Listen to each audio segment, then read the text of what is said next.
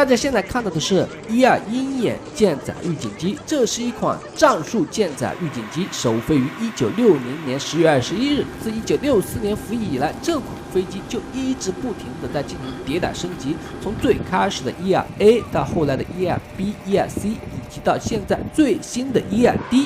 这款飞机的起飞权重达到了26吨，可以在航母上进行起降，充当预警机或者是运输机的作用。至今共计生产了313架，还被卖到了埃及、法国、以色列、日本、墨西哥、新加坡、台湾等等地方。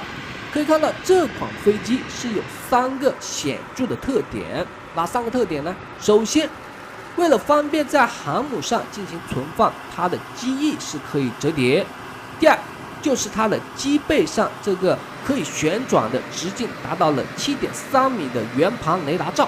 第三就是这一款有8叶螺旋桨的涡桨发动机，它的额定功率是达到了5250轴马力。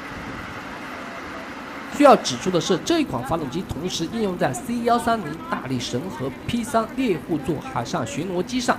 现在大家可以看到，在地面人员的引导下，发动机开始启动。这一款8叶螺旋桨的巨大直径的发动机开始启动，机翼开始展开，两管发动机启动成功，飞机马上滑出。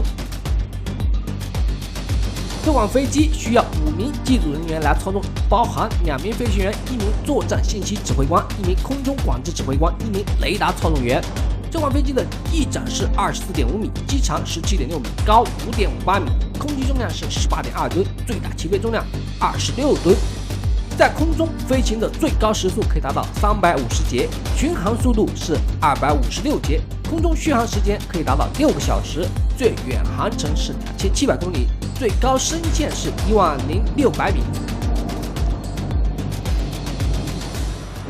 接下来我们来看一下这架最新型号的1.2D， 马上在航母甲板上降落，尾钩已经放下来了，成功勾住阻拦索，成功降落。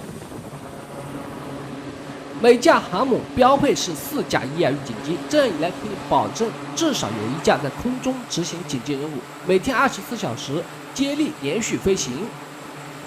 这款最新的1.2D 是2010年正式投入使用，采用了数字化的玻璃座舱，还可以进行空中加油，配备了 APY-9 雷达系统。这个雷达系统据说可以同时追踪2000多个目标，雷达的辐射范围超过600公里。据说还可以探测到隐身飞机，例如俄罗斯的苏57、我国的歼20，不知道真假。我们下期视频再见。